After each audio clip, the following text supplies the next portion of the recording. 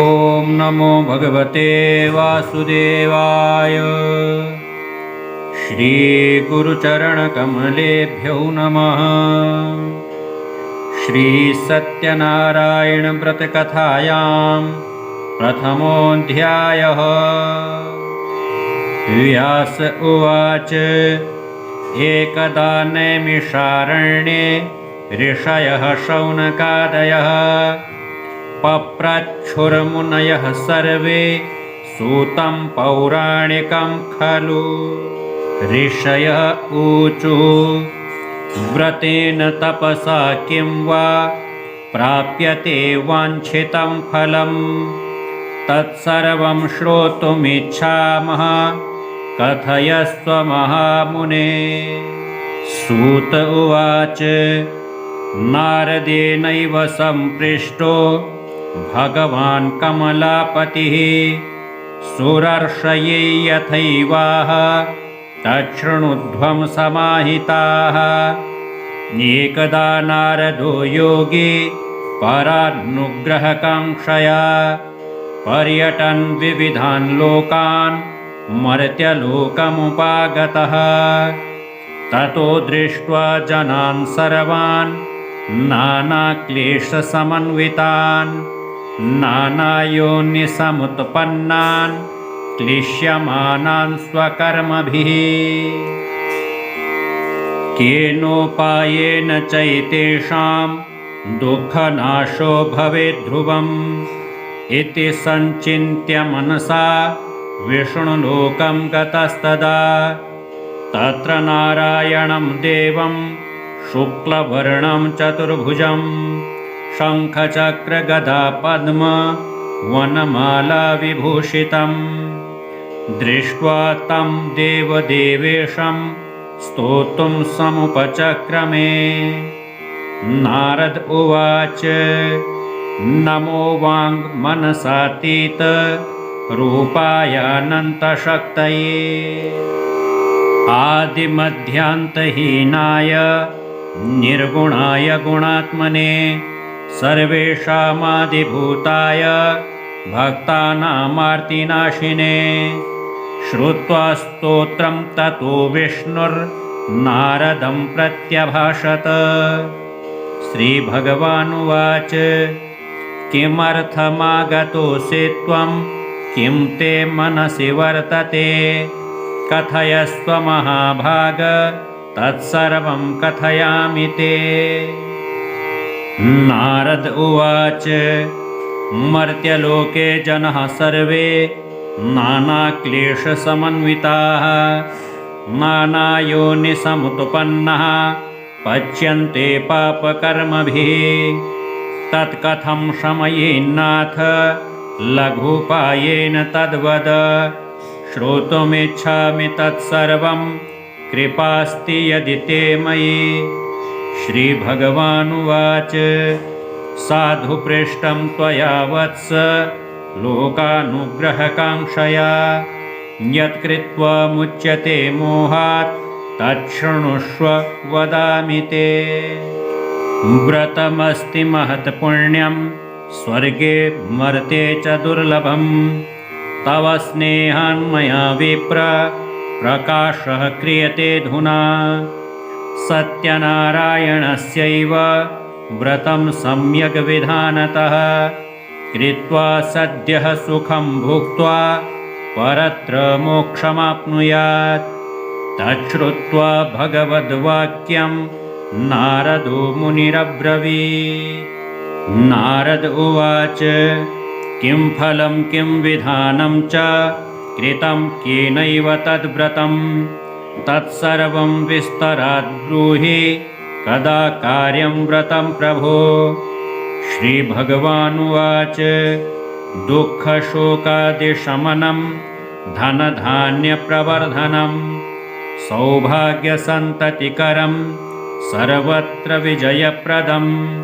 यस्मिन् कस्मिन् दिने मर्त्यो भक्तिश्रद्धा समन्वितः सत्यनारायणं देवं यजेच्चैव निशामुखे तोरणादि च कर्तव्यं कदलीस्तम्भमण्डितम्। पञ्चभिः कलशैर्युक्तं ध्वजाद्यैश्च समन्वितं जलपूर्णं सरत्ने च पूगे फलसमन्विते भूषिते पुष्पमालाभिः सप्तधान्योपरिस्थिते छादयेत् पट्टवस्त्रैर्नानावस्त्रविचित्रितैः चन्दनादिसुगन्धेन लेपयेद् गृहमण्डपं शङ्खभेरी मृदङ्गं च वादयेत् बहुभिर्जनैः नानामङ्गलचारैस्तु कर्तव्यं निजसज्जनैः सन्ध्यायां नियमं कृत्वा दन्तधावनपूर्वकम् प्रातरुत्थाय मेधावी स्नात्वाश्यकमाचरेत् तदनु प्रतिमामेकां सुवर्णस्य शुभाकृतिं कारयेद्वित्तमानेन स्थापयेच्च यथाविधि पञ्चामृतैस्ततो वस्त्रयुग्मेन परिवेष्टितां ताम्रपात्रेषु विन्यस्य स्थापयेत् प्रतिमां शुभां प्रतिष्ठां च प्रकुर्वीत स्वस्तिवाचनपूर्वकं चन्दनेन सुगन्धेन पुष्पैः कालोद्भवैः फलैः धूपदीपैश्च नैवेद्यैस्ताम्बूलैः सफलैः शुभैः ब्राह्मणैर्बान्धवैश्चैव सहितो धर्मतत्परः नैवेद्यं भक्तितो दद्यात् सपादं भक्ष्यमुत्तमम् रम्भाफलं घृतं क्षीरं गोधूमस्य च चूर्णकम् अभावे शालिचूर्णं वा शर्करा च गुडं तथा सपादं सर्वभक्ष्याणि चैकीकृत्य निवेदयेत् विप्राय दक्षिणां दद्यात् कथां श्रुत्वा जनैः सह ततश्च बन्धुभिः सार्धं विप्राश्च प्रतिभुजयेत् प्रसादं भक्षयेद् भक्त्या नृत्यगीतादिकं चरेत् ततश्च स्वगृहं गच्छेत् सत्यनारायणं स्मरन् एवं कृते मनुष्याणां वाञ्छासिद्धिर्भवेत् ध्रुवम् विशेषतः कलियुगे लघुपायोऽस्ति भूतले। ॐ जय जय श्री स्कन्दपुराणे चतुर्विंशतिसहस्रसंहितात्मके अन्यदेवरेवाखण्डे सत्यनारायणव्रतकथायां प्रथमोपारायणः भगवते नारायणार्पणमस्तु। गुरुचरणकमलेभ्यो नमः। श्रीसत्यनारायणव्रतकथायां द्वितीयोऽध्यायः। सूत उवाच अथान्यत् सम्प्रवक्ष्यामि कृतं येन पुरा द्विज कश्चित् काशीपुरे रम्ये ह्यासीत् विप्रोति निर्धनः क्षुत्रिभ्यां व्याकुलो भूत्वा नित्यं बभ्रामभूतले दुःखितं ब्राह्मणं दृष्ट्वा भगवान् ब्राह्मणप्रियः वृद्धब्राह्मणरूपस्तं पप्रच्छ द्विजमादरात् किमर्थं भ्रमसे विप्र महिं नित्यं सुदुःखितः तत्सर्वं श्रोतुमिच्छामि कथ्यतां द्विजसत्तम। ब्राह्मणोवाच ब्राह्मणोऽतिदरिद्रोऽहं भिक्षार्थं वै भ्रमे महीम् उपायं यदि जानासि कृपया कथय प्रभो। वृद्धब्राह्मणोवाच सत्यनारायणो विष्णुर्वाञ्छितार्थफलप्रदः तस्य त्वं पूजनं विप्र कुरुष्व व्रतमुत्तमं यत्कृत्वा सर्वदुःखेभ्यो मुक्तो भवति मानवः। विधानं च व्रतस्यापि विप्राय भाष्ययत्नतः सत्यनारायणो वृद्धस्तत्रैवान्तरधीयत तद्व्रतं संकरिष्यामि यदुक्तं ब्राह्मणेन वै इति सञ्चिन्त्य विप्रोऽसौ रात्रौ निद्रां न लब्धवान्। ततः प्रातः समुत्थाय सत्यनारायणव्रतं करिष्ये इति सङ्कल्प्य भिक्षार्थमगमद्विजः। तस्मिन्नेव दिने विप्रः प्रचुरं द्रव्यमाप्तवान्। तेनैव बन्धुभिः सार्धं सत्यस्य व्रतमाचरत्। सर्वदुःखविनिर्मुक्तः सर्वसम्पत्समन्वितः बभूव स द्विजश्रेष्ठो व्रतस्यास्य प्रभावतः। ततः प्रभृतिकालं च मासि मासि कृतं व्रतम्।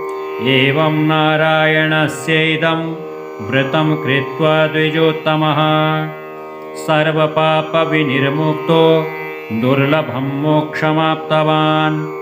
व्रतमस्य यदा विप्रः पृथिव्यां सञ्चरिष्यति तदैव सर्वदुःखं च मनुजस्य विनश्यति। एवं नारायणेनोक्तं नारदाय महात्मने। मया तत्कथितं विप्रः किम् अन्यत् कथयामि ते। ऋषयः ऊचुः तस्माद् विप्राच्छ्रुतं केन पृथिव्यां चरितं मुने तत्सर्वं श्रोतुमिच्छामः श्रद्धास्माकं प्रजायते। सूत उवाच शृणोध्वं मुनयः सर्वे व्रतं येन कृतं भुवि। एकदा स द्विजवरो यथा विभवविस्तर्हि बन्धुभिः स्वजनैः सार्धं व्रतं कर्तुं समुद्यतः। एतस्मिन्नन्तरे काले काष्ठक्रेता समागमत्। बहिः काष्ठं च संस्थाप्य विप्रस्य गृहमाययौ। तृष्णया पीडितात्मा च दृष्ट्वा विप्रं कृतं व्रतं प्रणिपत्य द्विजं प्राह किमिदं क्रियते त्वया। कृते किं फलमाप्नोति विस्तराद् वद मे प्रभो। विप्र उवाच सत्यनारायणस्येदं व्रतं सर्वेप्सितप्रदं। तस्य प्रसादान्मे सर्वं धनधान्यादिकं महत्। तस्मादेतद्व्रतं ज्ञात्वा काष्ठक्रेता ते हर्षितः। पपौ जलं प्रसादं च भुक्त्वा स नगरं ययौ। सत्यनारायणं देवं मनसा इत्यचिन्तयत्। काष्ठं विक्रयतु ग्रामे प्राप्यते चाद्य यद्धनं। तेनैव सत्यदेवस्य करिष्ये व्रतमुत्तमम् इति सञ्चिन्त्य मनसा काष्ठं कृत्वा तु मस्तके जगामन्नगरे रम्ये धनिनां यत्र संस्थितिः। तद्दिने काष्ठमूल्यं च द्विगुणं प्राप्तवानसौ। ततः प्रसन्नहृदयं सुपक्वं कदलीफलं शर्कराघृतदुग्धं च गोधूमस्य च चूर्णकं कृत्वैकत्र सपादं च गृहीत्वा स्वगृहं ययौ। ततो बन्धून् समाहूय चकार विधिना व्रतम्। तद्व्रतस्य प्रभावेण धनपुत्रान्वितोऽभवत्। इह लोके सुखं भुक्त्वा चान्ते सत्यपुरं ययौ। ॐ नमो भगवते वासुदेवाय। ॐ जय जय श्री स्कंदपुराणे चतुर्विंशतिसहस्रसंहितात्मके अन्यदेवरेवाखण्डे सत्यनारायणव्रतकथायां द्वितीयोपारायणो भगवते नारायणार्पणमस्तु। ॐ नमो भगवते वासुदेवाय। श्रीगुरुचरणकमलेभ्यो नमः। श्रीसत्यनारायणव्रतकथायां तृतीयोऽध्यायः। सूत उवाच पुनरग्रे प्रवक्ष्यामि शृणुध्व मुनिसत्तमाः। पुराचोल्कामुखो नाम नृपश्चासीन् महामतिः जितेन्द्रियः सत्यवादी ययौ देवालयं प्रति दिने दिने धनं दत्त्वा द्विजान् सन्तोषयत्सुधीः भार्या तस्य प्रमुग्धा च सरोजवदना सती भद्रशीला नदीतीरे सत्यस्य व्रतमाचरेत् एतस्मिन्नन्तरे तत्र साधुरेकः समागतः वाणिज्यार्थं बहुधनैरनेकैः परिवारितः नावं संस्थाप्य तत्तीरे जगाम नृपतिं प्रति दृष्ट्वा सव्रतिनं भूपं पप्रच्छ विनयान्वितः साधुरुवाच किमिदं कुरुषे राजन् भक्तियुक्तेन चेतसा प्रकाशं कुरु तत्सर्वं श्रोतुमिच्छामि साम्प्रतम् राजोवाच पूजनं क्रियते साधो विष्णोरतुलतेजसः व्रतं च स्वजनैः सार्धं पुत्राद्यावाप्तिकाम्यया भूपस्य वचनं श्रुत्वा साधुः प्रोवाच सादरं सर्वं कथय मे राजन् करिष्येऽहं तवोदितम् ममापि सन्ततिर्नास्ति हि तस्माज्जायते ध्रुवं ततो निर्वृत्य वाणिज्यात् सानन्दो गृहमागतः भार्यायै कथितं सर्वं व्रतं सन्ततिदायकं तदा व्रतं करिष्यामि यदा मे सन्ततिर्भवेत् इति लीलावतीं प्राह पत्नीं साधुः ससत्तमः एकस्मिन् दिवसे तस्य भार्या लीलावती सती भर्तृयुक्ता नन्दचित्ता भवद्धर्मपरायणा गर्भिणी सा भवत्तस्य भार्या सत्यप्रसादतः दशमे मासि वै तस्यः कन्यारत्नमजायत दिने दिने स ववृधे शुक्लपक्षे यथा शशी नाम्ना कलावती चेति तन्नामकरणं कृतं ततो लीलावती प्राह स्वामिनं मधुरं वचः न करोषि किमर्थं वै पुरा संकल्पितं व्रतं साधुरुवाच विवाहसमये त्वस्यः करिष्यामि व्रतं प्रिये इति भार्यां समाश्वास्य जगाम नगरं प्रति ततः कलावती कन्या ववृधे पितृवेश्मनि दृष्ट्वा कन्यां ततः साधुर्नगरे सखिभिः सह मन्त्रयित्वा द्रुतं दूतं प्रेषयामास धर्मवीः विवाहार्थं च कन्याया वरं श्रेष्ठं विचारय तेन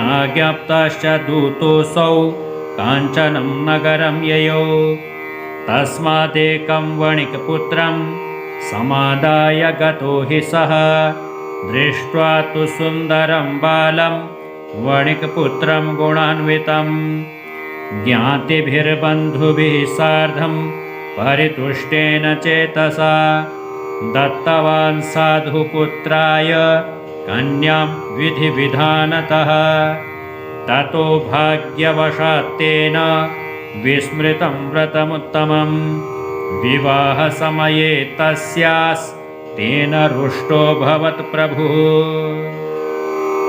ततः कालेन नियतो निजकर्मविशारदः वाणिज्यार्थं ततः शीघ्रं जामातृसहितो वणि रत्नसारपुरे रम्ये गत्वा सिन्धुसमीपतः वाणिज्यमकरोत् साधुर्जामात्रा श्रीमता सह तौ गतौ नगरे रम्ये चन्द्रकेतोर्नृपस्य च एतस्मिन्नेव काले तु सत्यनारायणः प्रभुः भ्रष्टप्रतिज्ञामालोक्य शापं तस्मै प्रदत्तवान्। दारुणं कठिनं चास्य महद्दुःखं भविष्यति।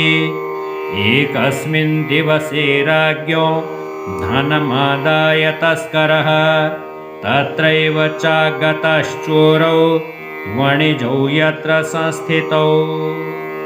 तत्पश्चाद्धावकान् दूतान् दृष्ट्वा भीतेन चेतसा धनं संस्थाप्य तत्रैव स तु शीघ्रमलक्षितः।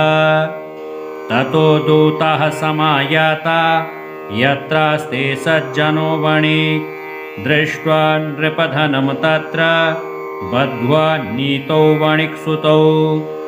हर्षेण धावमानाश्च ऊचुर्नृपसमीपतः तस्करौ द्वौ समानीतौ विलोक्य ज्ञापय प्रभो।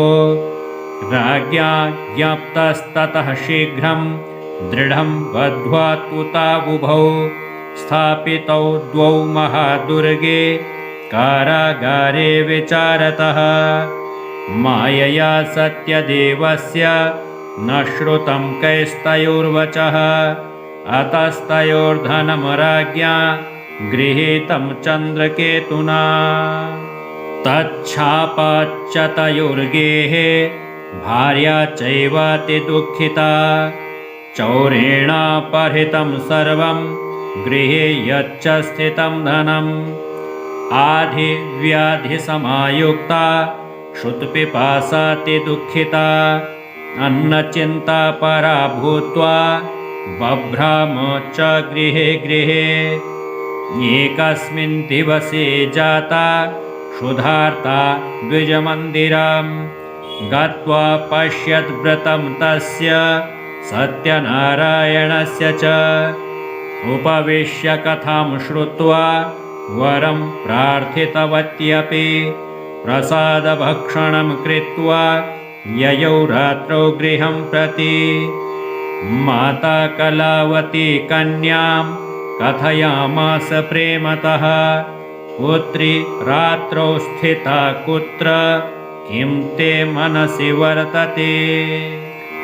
कन्या कलावती प्राह मातरं प्रति सत्वरं द्विजालये व्रतं मातर्दृष्टं वाञ्छितसिद्धिदम्। तच्छ्रुत्वा कन्यका वाक्यं व्रतं कर्तुं समुद्यता। सा मुदा तु वणिगभार्या सत्यनारायणस्य च व्रतं चक्रे सैव साध्वी बन्धुभिः स्वजनैः सह। भार्त्री जामातरौ क्षिप्र मा गच्छेतां स्वमाश्रमम्। अपराधं च मे भर्तुर्जामातुः क्षन्तुमर्हसि। व्रतेनानेन तुष्टोऽसौ सत्यनारायणः पुनः। दर्शयामास स्वप्नं हि चन्द्रकेतुं नृपोत्तमं। वन्दिनौ मोचय प्रातर्वणिजौ नृपसत्तमो। देयं धनं च तत्सर्वं गृहीतं यत्त्वयाधुना। नो चेत् त्वां नाशयिष्यामि सराज्यधनपुत्रकम्। एवमाभाष्य राजानं ध्यानगम्यो भवत् प्रभुः।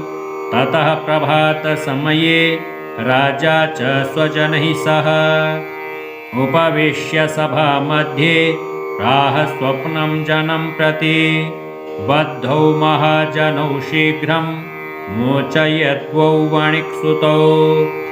इति राज्ञो वचः श्रुत्वा मोचयित्वा महाजनौ समानीय नृपस्याग्रे प्राहुस्ते विनयान्विताः।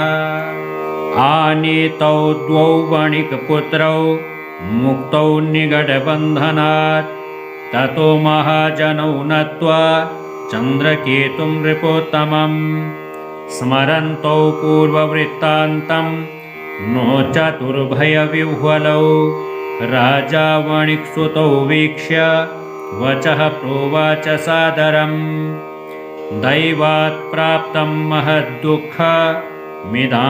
नास्ति वै भयं तदा निगडसन्त्यागं क्षौरकरमाद्यकारयत् वस्त्रालङ्कारकं दत्त्वा परितोष्य नृपश्च तौ पुरस्कृत्य वणिकपुत्रौ वचसा तोषयद्भृशम् पुरा नीतं तु यद्द्रव्यं द्विगुणीकृत्य दत्तवान् प्रोवाच च ततो राजा गच्छ साधु निजाश्रमम् राजानं प्रणिपत्याह गन्तव्यं त्वत्प्रसादतः। ॐ नमो भगवते वासुदेवाय।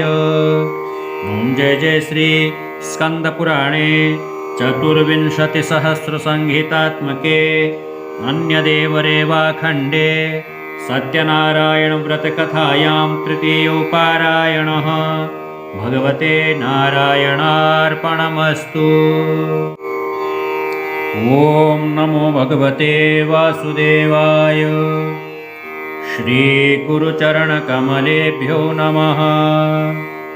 श्रीसत्यनारायणव्रतकथायां चतुर्थोऽध्यायः।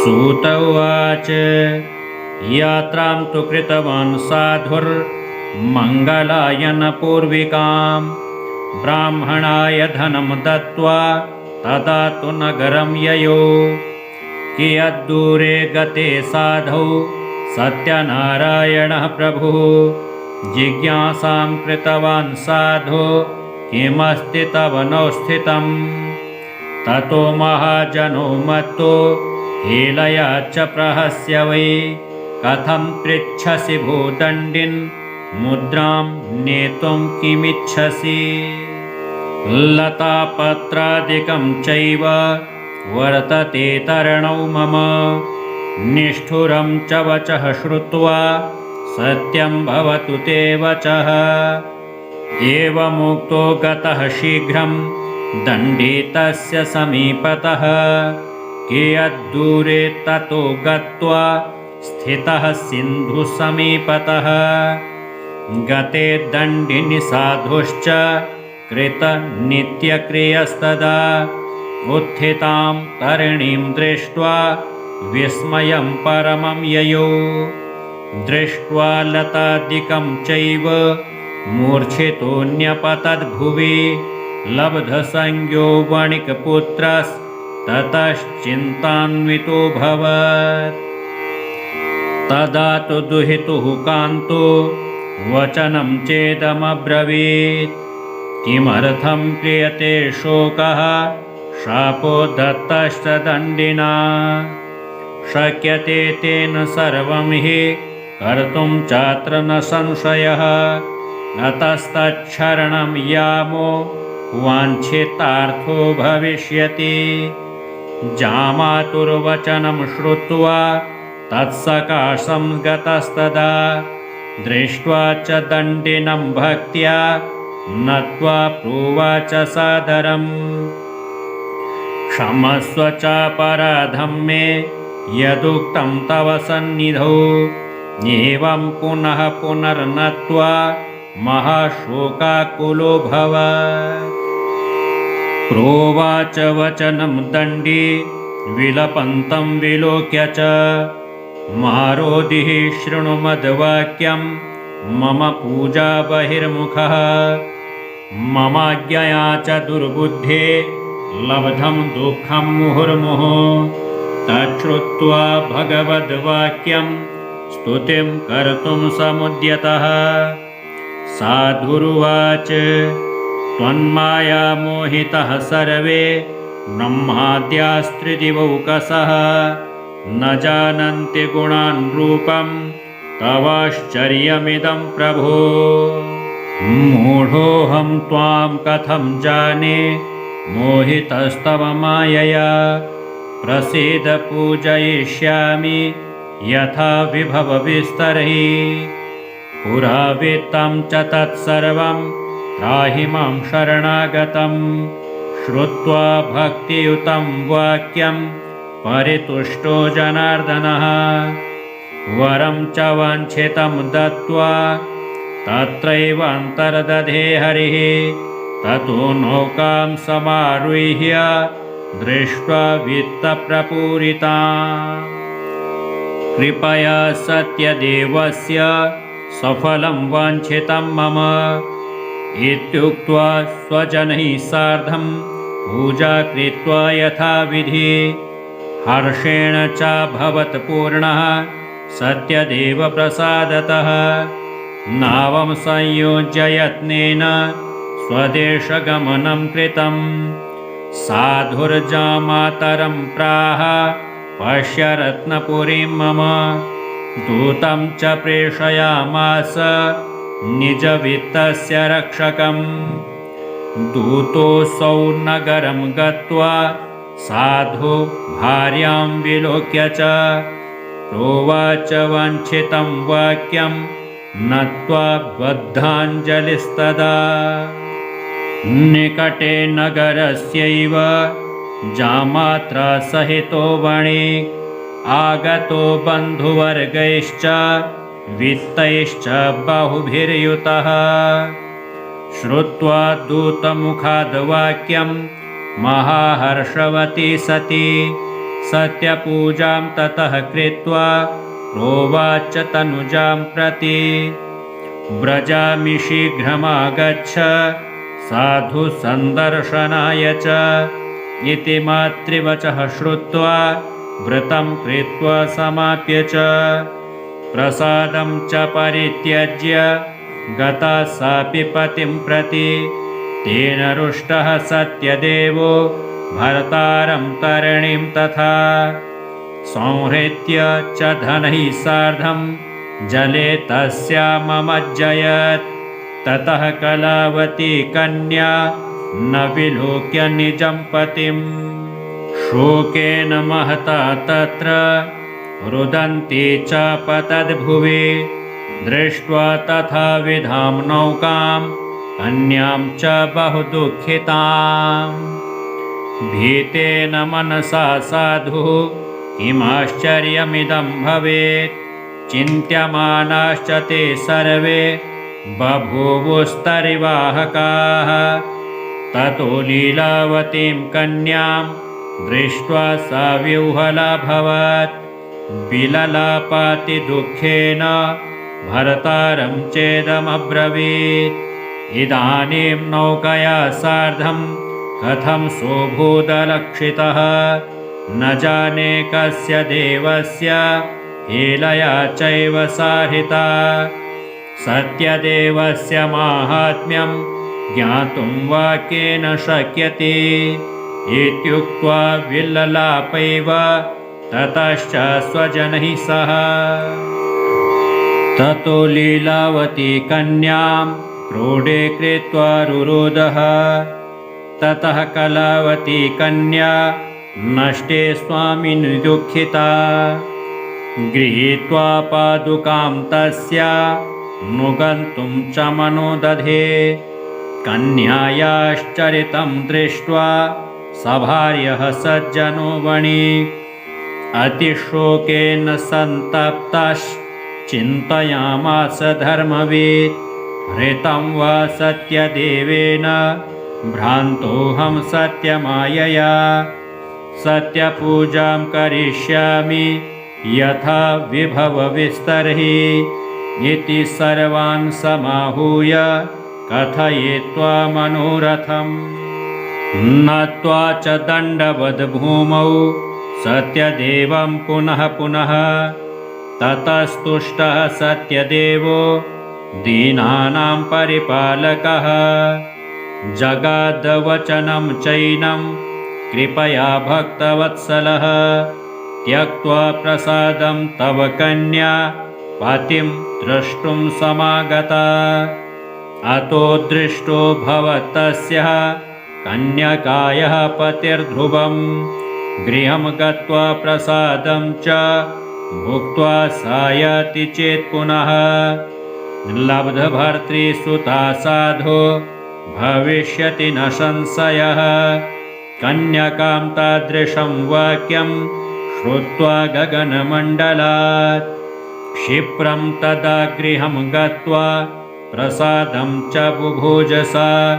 तत्पश्चात् पुनरागत्य ददर्श स्वजनं पतिं। ततः कलावती कन्या जगाद पितरं प्रति। इदानीं च गृहं याहि विलम्बं कुरुषे कथम्। तच्छ्रुत्वा कन्यका वाक्यं सन्तुष्टो भूद्वणिक्सुतः। पूजनं सत्यदेवस्य कृत्वा विधिविधानतः धनैर्बन्धुगणैः सार्धं जगाम निजमन्दिरं।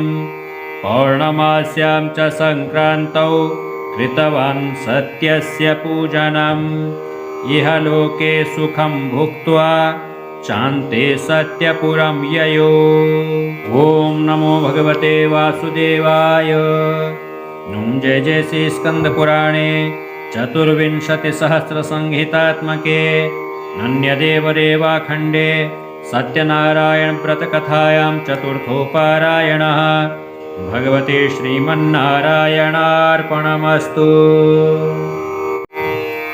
ॐ नमो भगवते वासुदेवाय। श्रीगुरुचरणकमलेभ्यो नमः।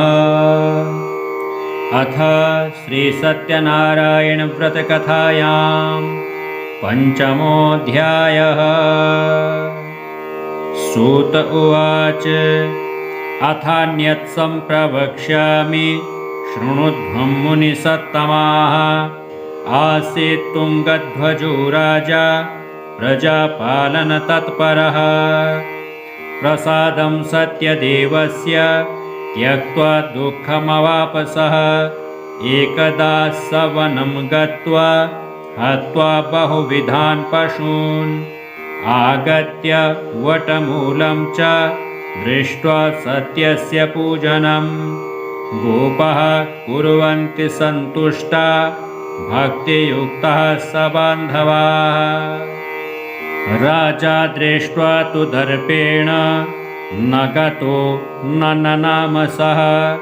ततो गोपगणः सर्वे प्रसादं नृपसन्निधौ संस्थाप्य पुनरागत्य भुक्त्वा सर्वे यथेप्सितं। ततः प्रसादं संत्यज्य राजा दुःखमवापसः।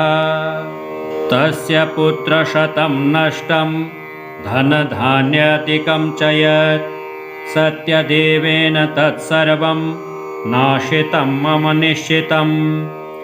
अतस्तत्रैव गच्छामि यत्र देवस्य पूजनं। मनसा तु विनिश्चित्य ययौ गोपालसन्निधौ। ततोऽसौ सत्यदेवस्य पूजां गोपगणैः सह भक्तिश्रद्धान्वितो भूत्वा चकार विधिना नृपः। सत्यदेवप्रसादेन धनपुत्रान्वितोऽभवत्। इह लोके सुखं भुक्त्वा चान्ते सत्यपुरं ययो। य इदं कुरुते सत्यं व्रतं परमदुर्लभं। शृणोति च कथां पुण्यां भक्तियुक्तां फलप्रदां। धनधान्यादिकं तस्य भवेत् सत्यप्रसादतः। दरिद्रो लभते वित्तं बद्धो मुच्येत बन्धनात्। भीतो भयात् प्रमुच्येत सत्यमेव न संशयः। ईप्सितं च फलं भोक्त्वा चान्ते सत्यपुरं व्रजेत्। इति वः कथितं विप्रः सत्यनारायणव्रतं। यत्कृत्वा सर्वदुःखेभ्यो मुक्तो भवति मानवः। विशेषतः कलियुगे सत्यपूजा फलप्रदा। केचित् कालं वदिष्यन्ति सत्यमीशं तमेव च। सत्यनारायणं केचित् सत्यदेवं तथा परे। नानारूपधरो भूत्वा सर्वेषामीप्सितप्रदम् भविष्यति कलौ सत्य व्रतरूपे सनातनः श्रीविष्णुना धृतं रूपं सर्वेषामीप्सितप्रदम् य इदं पठते नित्यं शृणोति मुनिसत्तमाः तस्य नश्यन्ति पापानि सत्यदेवप्रसादतः व्रतं यैस्तु कृतं पूर्वं सत्यनारायणस्य च तेषां त्वपरजन्मानि कथयामि मुनीश्वराः शतानन्दो महाप्राज्ञः सुदामा ब्राह्मणोऽभवत् तस्मिन् जन्मनि श्रीकृष्णं ध्यात्वा मोक्षमवापः काष्ठभारबहो भिल्लो गुहराजो बभूवः तस्मिन् जन्मनि श्रीरामं सेव्यं मोक्षं जगाम वै उल्कामुखो महाराजो नृपो दशरथोऽभवत् श्रीरङ्गनाथं सम्पूज्य श्रीवैकुण्ठं तदागमत् धार्मिकः सत्यसन्धश्च साधुर्मूरध्वजोऽभवत् देहार्धं क्रकचैश्छित्त्वा दत्त्वा मोक्षमवापः तुङ्गध्वजो महाराजः स्वायम्भूरभवत् किल सर्वान् भागवतान् श्रुत्वा श्रीवैकुण्ठं तदागमत् भूत्वा गोपाश्च ते सर्वे व्रजमण्डलवासिनः निहत्य राक्षसान् सर्वान् गोलोकं तु तदा ययुः ॐ नमो भगवते वासुदेवाय ॐ जय जय श्री स्कन्दपुराणे चतुर्विंशतिसहस्रसंहितात्मके नन्यदेवरेवाखण्डे सत्यनारायणव्रतकथायां पञ्चमोपारायणः भगवते श्रीमन्नारायणार्पणमस्तु।